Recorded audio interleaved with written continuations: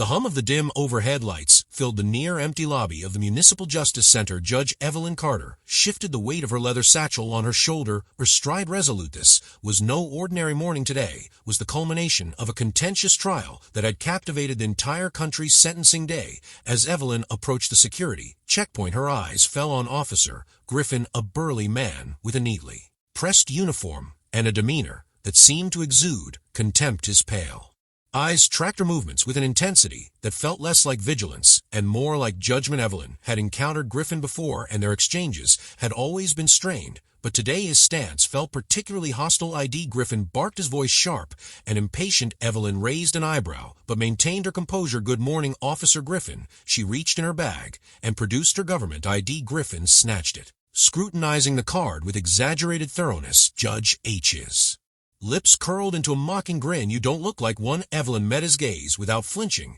And what exactly does a judge look like? Officer Griffin ignored the question, gesturing toward a side screening area. Step over here. Additional security check. Evelyn didn't blink, but noted the subtle shifts of unease among the other officers. She nodded curtly and complied, her heels clicking purposefully against the polished floor as she moved to the designated area. Griffin followed closely, standing a shade too near for comfort, his imposing frame looming over her. We get a lot of people claiming to be important. Griffin set his tone, dripping with condescension. Can't be too careful. Evelyn gave him a calm, measured look.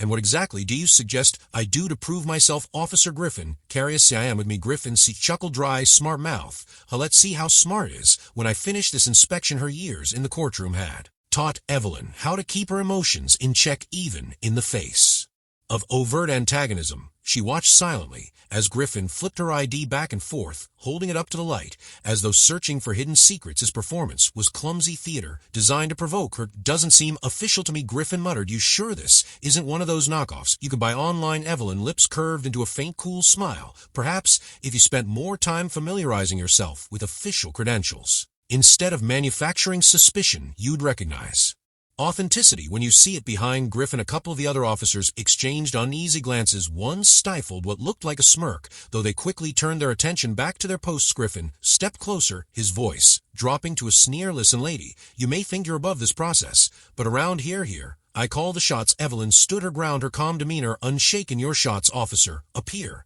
to be less about process and more about prejudice. The air thickened, the tension palpable. Griffin seemed to be weighing his options, unsure whether to escalate or retreat. He reached for his radio, speaking loudly enough for everyone in the vicinity to hear. Possible suspicious ID, need verification. The room stilled. Evelyn straightened her presence, commanding. She knew precisely what Griffin was doing, a petty power play to diminish her. Evelyn took step forward, her voice clear and unwavering. Suspicious ID, would you care to explain why you've bypassed the IDs of 3 other individuals ahead of me without so much as a glance? Griffin hesitated, his confidence faltering for the briefest moment. Standard procedure, he replied brusquely. Standard EV echoed her tone, laced with quiet challenge. Interesting, because it appears your procedure applies selectively. Griffin bristled, but remained silent. The other officers shifted, uncomfortably caught between their colleagues' misstep and their obligation to maintain order. I'd like to speak with your supervisor, Evelyn said, her voice calm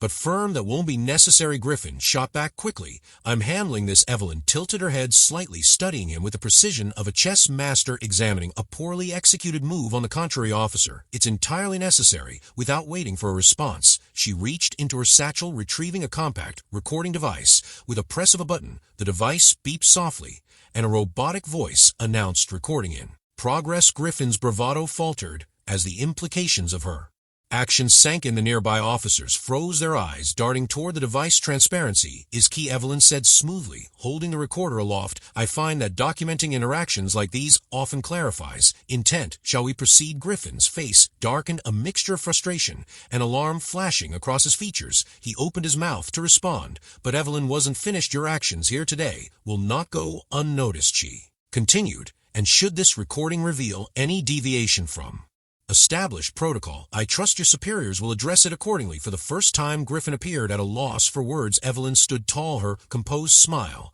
unyielding. The balance of power had shifted, and Griffin was beginning to realize that his attempt to undermine her had only fortified her resolve. The room was silent save for the faint hum of the lights overhead. Evelyn Carter, unshaken and unyielding, had made her point, and in doing so she left no doubt her authority was not dictated by the uniform before her, but by the integrity she carried within. As the silence stretched, Judge Evelyn Carter maintained her steady gaze on Officer Griffin, her confidence unshaken. The recording device in her hand seemed to pulse with the weight of accountability, its quiet presence cutting through Griffin's facade of authority like a scalpel. The other officers stood frozen, their hesitation a silent acknowledgement of the shift in dynamics. Griffin finally stepped back, his bravado visibly crumbling. Fine, he muttered, his voice lower, now almost inaudible. You're free to go. He handed the ID back with an awkwardness that betrayed his earlier arrogance. Evelyn took her badge with a calm, deliberate motion, her expression neutral, but undeniably commanding. Thank you, Officer Griffin, she said, her tone sharp enough to draw blood,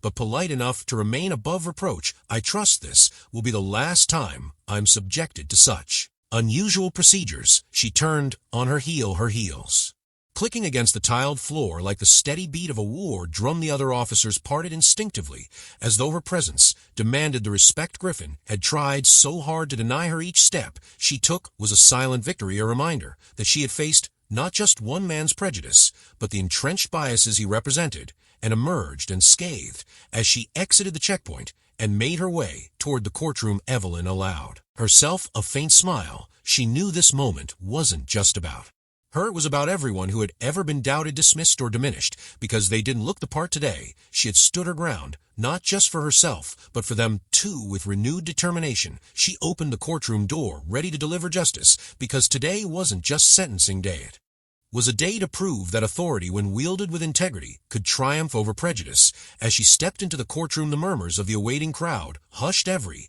eye turning to her. Judge Evelyn Carter's presence filled the space with a palpable energy, a quiet yet unshakable strength that spoke louder than any confrontation. This was where she belonged, where her voice and judgment held power untainted by prejudice. She straightened her robe, taking her place at the bench. Today, justice would not just be served, it would stand as a beacon of fairness and resolve, a testament to the unyielding power of integrity. For Evelyn, this wasn't just about one case or one moment. It was a reminder that dignity and perseverance could dismantle even the most insidious biases.